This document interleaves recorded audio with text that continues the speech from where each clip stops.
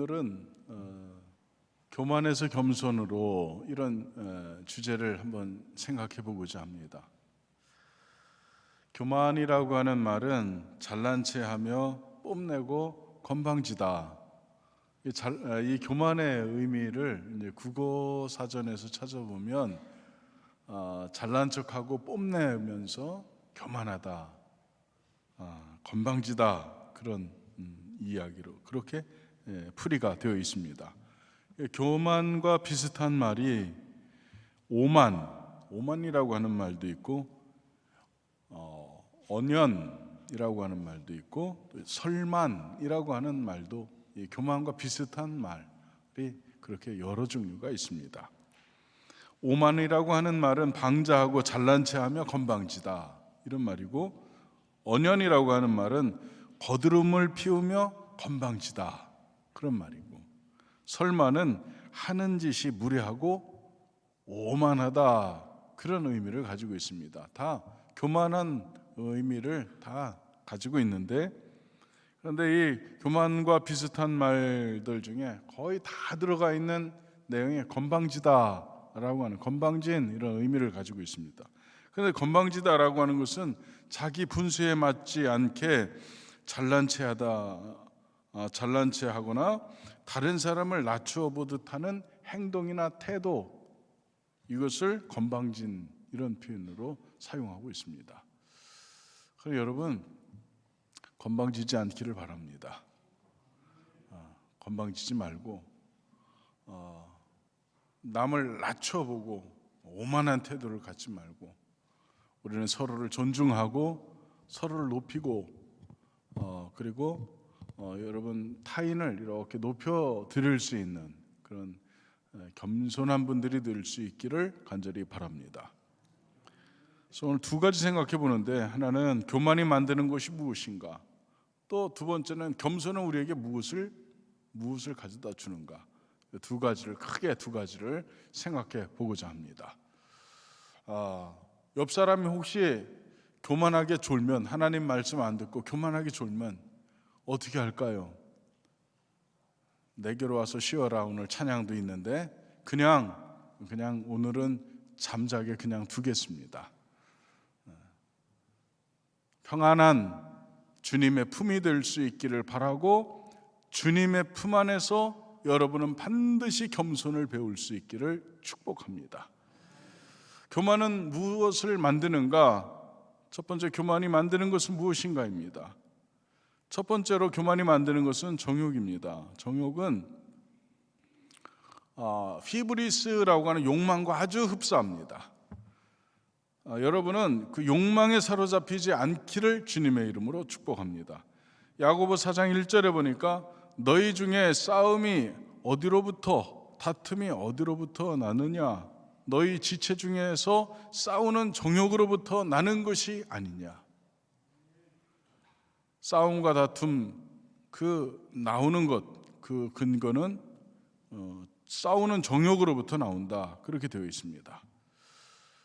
우리는 사실은 싸움을 많이 싸우며 살아가죠. 그 싸움의 근원에는 이기심, 시기와 그리고 욕심이 있다는 거예요. 그러니까 플라톤은 모든 전쟁과 혁명의 근원은 욕심이다, 이렇게 말했어요. 욕심 때문에 전쟁과 혁명이 일어난다는 거예요. 플라톤은 그렇게 봤습니다.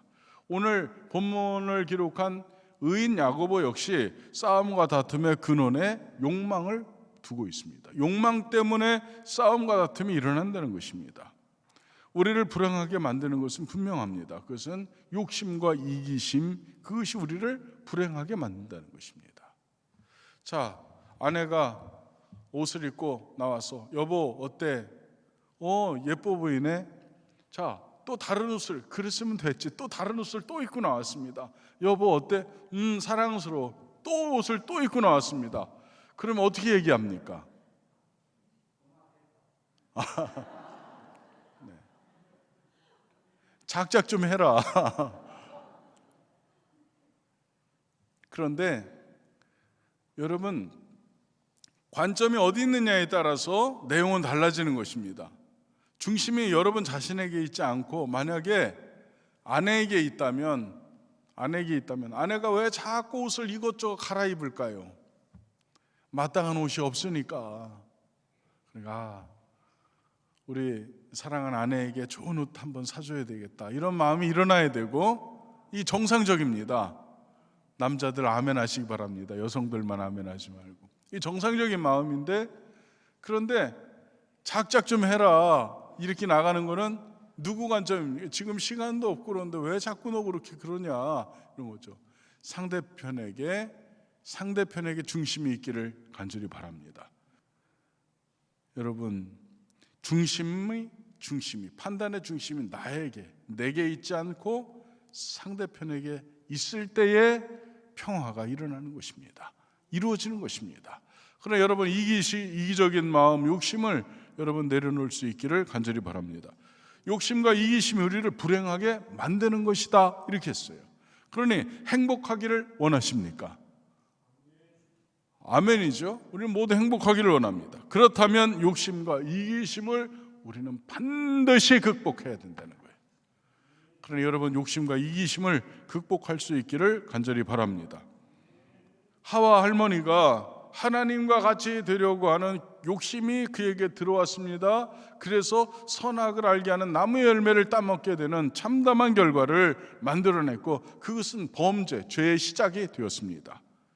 여러분, 우리가 아는 대로 여리고성을 무너뜨리고 난 다음에 이스라엘 백성들이 하나님께 온전히 모든 것을 돌렸어야 됐는데, 아간이 은금과 신할산 외투를 그의 장막에 감추어 놓았습니다. 그때에 탐욕 때문에 이 죄를 저지르게 되었는데, 이 죄의 결과 때문에 이스라엘 백성들은 아이성 싸움에서 적고 많은 형제들이 죽임을 당했습니다. 이것이 바로 시기, 탐심, 정욕, 욕망, 이런 것들이 우리에게 가져다 주는 그런 것들입니다. 야고보 4장 2절에 보니까 너희는 욕심을 내어도 얻지 못하며 살인하며 시기하여도 능히 취하지 못함으로 다투고 싸우는도다. 욕심과 시기 때문에 싸우고 다투는데, 그런데 살인할 정도로, 시기할 정도로 싸우고 다투어도 너희들이 취하지 못한다, 얻지 못한다는 거예요. 여기서 살인하며라고 하는 것은 스스로를 죽이는 것입니다. 타인을 죽일 뿐만 아니라 스스로 죽는 그런 죽음, 절망에 있지만 너희들 아무것도 얻을 것이 없다는 그런 말씀이 되는 것입니다. 그러니 여러분은 욕심과 시기심을 반드시 해결할 수 있기를 주님의 이름으로 부탁합니다. 교만이 만드는 것 두 번째 것은 기도를 막는다는 것입니다. 기도 대신에 뭘 하죠? 교만한 사람들은 원망하고 불평하죠. 따라서 합니다. 교만하면 원망하고 불평한다. 교만한 사람은 절대로 기도하지 않습니다. 교만한 사람은 언제나 원망하고 불평합니다. 탓하고 자기가 내 잘못이 아니니까 다 다른 사람에게 책임을 전가하고 투사합니다. 그럼 여러분은 그러지 않기를 주님의 이름으로 간절히 부탁합니다.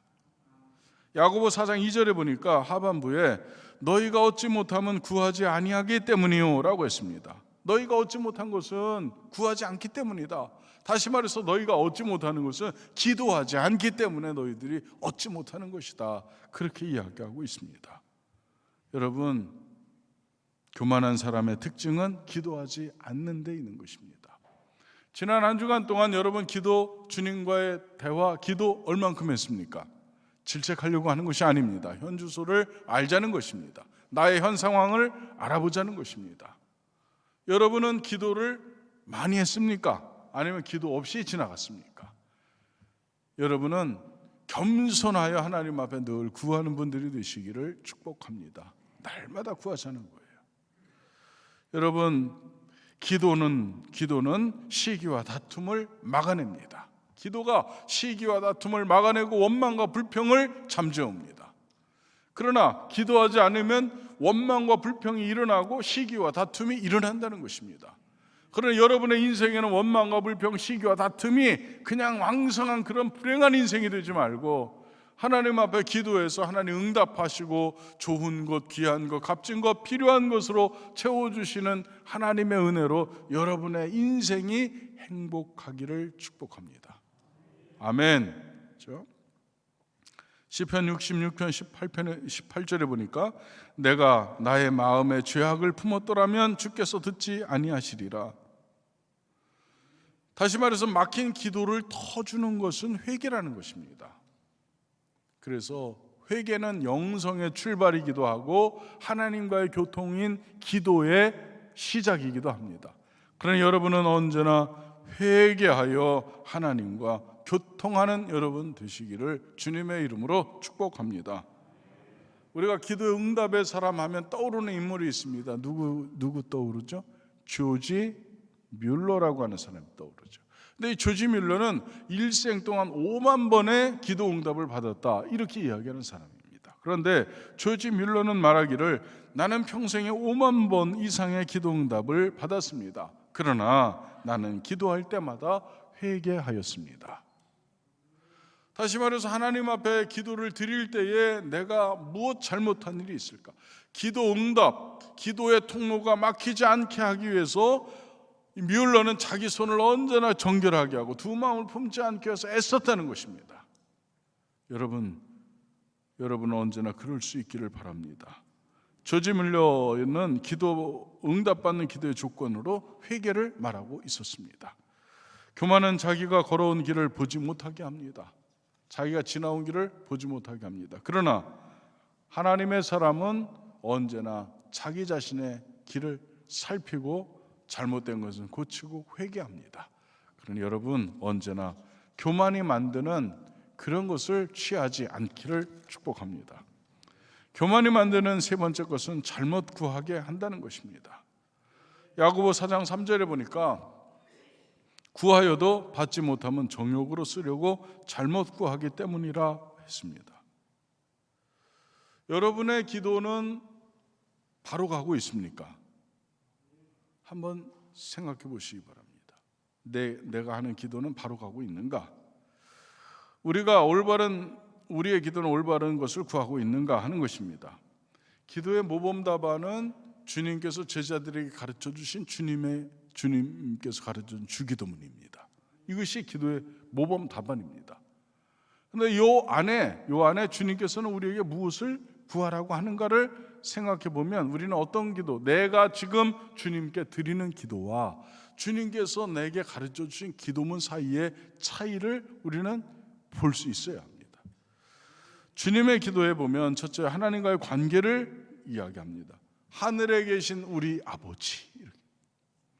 하나님은 여러분이 기도하고 있는 그 대상자인 하나님은 여러분의 누구라는 것입니까? 아버지. 그분 아저씨가 아닙니다. 정치가가 아닙니다. 힘 있는 분이지만 그분은 근원적으로 누구라는 것입니까? 아버지는 아버지는 자녀에게 무엇이든지 다 해주시는 분입니다. 아멘. 그렇기 때문에 여러분이 기도하는 그 기도의 대상자가 하나님 아버지 하나님이라는 사실을 여러분은 잊지 않기를 바랍니다. 우리 아버지, 거룩하신 아버지, 그 아버지의 이름과 아버지의 뜻과 아버지의 나라를 구하고 있는 것이 주님의 기도의 문입니다. 그렇게 기도의 문을 열었습니다. 여러분은 무엇으로 기도의 문을 엽니까? 통곡으로 엽니까? 아니면 불확실한 여러분의 이렇게 불안정한 믿음으로 엽니까? 아버지 하나님의 거룩한 이름, 아버지의 뜻으로, 아버지의 이름으로, 아버지의 나라로 여러분의 기도를 열고 있습니까? 한번 생각해 볼 수 있기를 바랍니다. 두 번째는 삶에 필요한 것이 무엇인가입니다. 주님께서는 일용할 양식을 구하라고 하셨습니다. 일용할 양식을 우리에게 달라고 주님 앞에 구하라는 것입니다. 여러분은 어떤 사람이 기도하는데 하나님 3만 원만 주세요. 하나님 꼭 3만 원만 주세요. 그렇게 기도하면 여러분 그 사람의 기도를 어떻게 들을까요? 옆에서 야, 네 입을 크게 열라 그랬는데 한 300억 좀 구하지 3만 원이 뭐냐 3만 원이. 옆 사람에게 이야기하면 3만 원이 뭐야? 좀 크게 구하지 많이 구하지 3만 원이 도대체 뭐냐. 그런데 주님은 지금 이렇게 말하는 거예요. 3만 원 달라고 해라. 일용할 양식을 구하라는 거예요. 주님께서 욕심으로 구하지 말라는 것입니다. 너희들 욕망으로 구하지 말라는 것입니다. 내일의 주인은 누구라는 것을 이야기하는 것입니까? 내일의 주인은 하나님이시라는 것입니다. 모든 물질의 주인은 누구라는 것입니까? 아버지라는 것입니다. 그러니까 아버지 앞에 일용할 양식을 구하라는 것입니다. 하나님께서 만나를 내려주실 때 한 달치 내려주시지 않았습니다. 1년치 내려주시지 않았습니다. 하루치씩 내려줬습니다. 며칠 동안? 엿새 동안. 엿새째는 며칠 거 주셨고요, 이틀치를 주셨고, 하나님께서는 일용할 양식을 여러분에게 주시는 줄 믿습니다.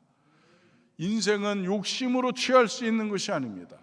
어떤 농부가 농사를 지었습니다. 농사가 너무 잘 됐습니다. 3년 동안 먹어도 남겠다. 창고를 짓고 꽉 채워놨습니다. 이제 놀고 마시고 먹자. 그랬을 때 주님께서 말씀하시기를, 어리석은 자요, 오늘 밤 내 영혼을 아버지께서 취하시면 이 모든 것이 네 것이 되겠느냐. 아멘. 그래, 여러분은 구할 때에 일용할 양식을 구하시기를 바랍니다. 주권을 누구에게 두었다는 것을 이야기합니까? 하나님께 주권을 두었다는 것을 말하고 있습니다. 세 번째는 죄에 대한 용서입니다. 내가 용서하면 아버지께 용서를 구할 수 있다는 것을 이야기하는 거죠. 형제의 죄를, 우리가 우리에게 잘못한 사람을 용서한 것처럼 우리 죄를 용서해 주옵소서 이렇게 하지 않았습니까? 그래, 여러분, 용서하는 분들이 되시기를 주님의 이름으로 축복합니다. 교회 안에서도 마찬가지죠. 용서 저는 하나도 안 해놓고 용서 안 해주고 하나님 앞에 늘 잘못했다고 얘기하면 너부터 해, 너부터 따라서 합니다. 나부터 하자. 아멘. 그것입니다. 예물을 드리려다가 형제와 불화한 일이 생각나거든. 너는 그 예물을 그대로 두고 가서 형제와 화목한 다음에 와서 그 예물을 드려라, 이렇게 말씀하시는 것입니다. 그러니 여러분, 죄에서의 용서, 먼저 용서하는 그런 분들이 되시기를 간절히 바랍니다. 여러분, 세상의 권세, 세상과 권세, 그리고 능력, 영광, 영원한 주인은 아버지 하나님의 것임을 인정했습니다. 네 번째는 시험과 악에서 보호해달라고 그렇게 구하고 있습니다. 그런데 우리는 시험과 악에 대한 두려움보다 육의 삶과 채워지지 않은 욕망에 대한 허전함을 더 무서워하고 있지는 않는지 한번 생각해 보시기 바랍니다. 여러분, 우리가 올바른 것을 구하기를 간절히 원합니다. 바로 구하십시오. 그러면 하나님께서 여러분에게 응답해 주실 줄 믿습니다. 적어도 뮬러의 기도는 이랬을 것이다, 저는 그렇게 믿습니다. 그러면 두 번째, 겸손이 우리에게 주는 것은 무엇인가 입니다. 첫 번째는 더욱 큰 은혜를 줍니다. 야고보 4장 6절에 보니까, 그러나 더욱 큰 은혜를 주시나니 그러므로 일렀을 때 하나님이 교만한 자를 물리치시고 겸손한 자에게 은혜를 주신다 하였느니라. 겸손한 자에게 은혜를 주신다고 했습니다. 더욱 큰 은혜를 주시나니, 더욱더 큰 은혜. 여러분, 더욱더 큰 은혜는 뭘 이야기할까요? 여러분에게 있어서 가장 큰 은혜는 뭘까요? 저는 은혜 중에 은혜는 하나님과 함께하는 것이다 생각해 봤습니다. 여러분, 하나님과 함께 하시기를 축복합니다. 가장 큰 복, 가장 큰 은혜를 경험한 사람은 다윗입니다. 그런데 다윗은 이렇게 말하고 있습니다. 고백하기를, 하나님을 가까이 하면 내게 복이라. 하나님을 가까이 하는 것이 나에게 복입니다, 이렇게 고백했어요. 그러나 여러분도 하나님을 가까이 하는 분들이 되시기를 간절히 축복합니다. 야고보 4장 8절에 보면 하나님을 가까이 하라, 그리하면 너희를 가까이 하시리라. 그러니 하나님을 가까이 하는 것이 은혜 중에 은혜입니다. 오늘 여러분에게 주님이 계시는 줄 믿습니다. 주님이 여러분을 붙잡고, 주님이 여러분을 안고, 주님이 여러분과 동행해 주시고, 여러분의 가정에 주님이 함께 가시고, 여러분의 일상 가운데 주님께서 목자가 되어 주셔서 동행해 주시기를 원합니다.